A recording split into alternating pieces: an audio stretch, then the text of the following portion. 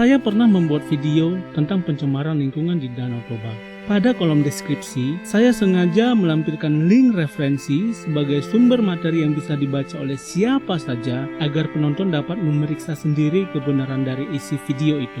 Namun, hampir semua respon pada kolom komentar mengatakan bahwa video saya adalah hoax dan mengada-ngada. Sebenarnya ini hanya salah satu dari sekian banyak video yang saya buat yang mendapat beberapa tanggapan negatif. Saya tidak mengerti kenapa. Mungkin mereka menganggap saya tidak kompeten untuk membuat video seperti itu, atau mungkin juga logika mereka yang tidak sanggup untuk mencernanya. Tapi itu tidak masalah bagi saya, karena saya tahu motivasi utama saya dalam membuat video adalah untuk berbagi informasi dan pengetahuan dengan cara yang sederhana, serta bermanfaat bagi masyarakat Indonesia. Saya pikir ini merupakan salah satu bentuk kontribusi yang bisa saya berikan untuk bangsa ini. Itu juga kenapa saya menamai channel ini For Indonesia, karena saya ingin mempersembahkan sesuatu untuk bangsa Indonesia. Saya juga bisa memastikan dan menjamin semua video yang disajikan di channel ini sudah melalui tahapan riset, analisa, dan pemikiran yang menggunakan logika secara mendalam. Ada begitu banyak sumber yang diambil, disaring, dan dipelajari agar isi video benar-benar sesuai fakta dan opini yang tidak terbantahkan. Jadi sekali lagi, meskipun banyak orang yang mungkin tidak suka dengan video-video saya, namun yang pasti saya tidak akan berhenti berkarya untuk menciptakan video-video yang lain.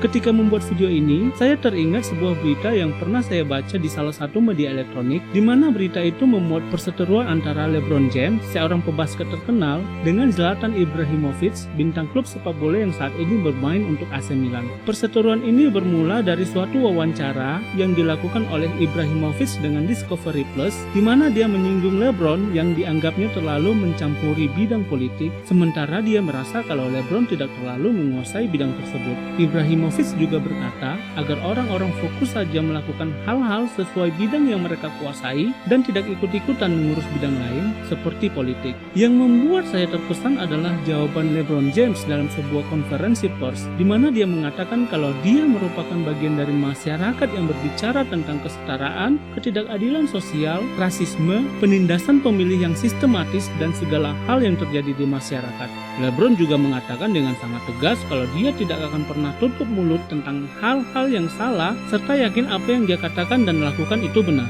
Ketika membaca berita ini, saya berpikir ternyata apa yang saya alami juga dialami oleh seorang LeBron James. Perbedaannya mungkin hanya terletak pada identitas, di mana saya seorang yang biasa, namun LeBron adalah pebasket terkenal. Tapi apa yang kami alami benar-benar sama persis, di mana reaksi, tanggapan, seruan, pernyataan, atau informasi yang kami berikan dianggap tidak layak, semata-mata hanya karena kami dinilai tidak kompeten atau tidak melakukan sesuatu sesuai dengan bidang yang kami kuasai. Sebenarnya saat ini pemikiran seperti itu sudah keliru dan ketinggalan zaman, karena dengan keadaan sekarang, dengan kemudahan informasi dari internet, seseorang tanpa dibatasi ruang dan waktu dapat mempelajari dan mengetahui apa saja yang dia mau. Kehadiran internet menjadikan kata ahli menjadi hampir tidak berarti. Itu sebabnya Wayan, seseorang yang tidak pernah menempuh pendidikan mesin, dapat menciptakan robot yang digerakkan oleh aliran otak untuk membantu pekerjaannya. Atau itu juga sebabnya teroris yang mungkin hanya seorang lulusan SMA dapat membuat bom mematikan tanpa pernah mempelajari hal tersebut di sekolah.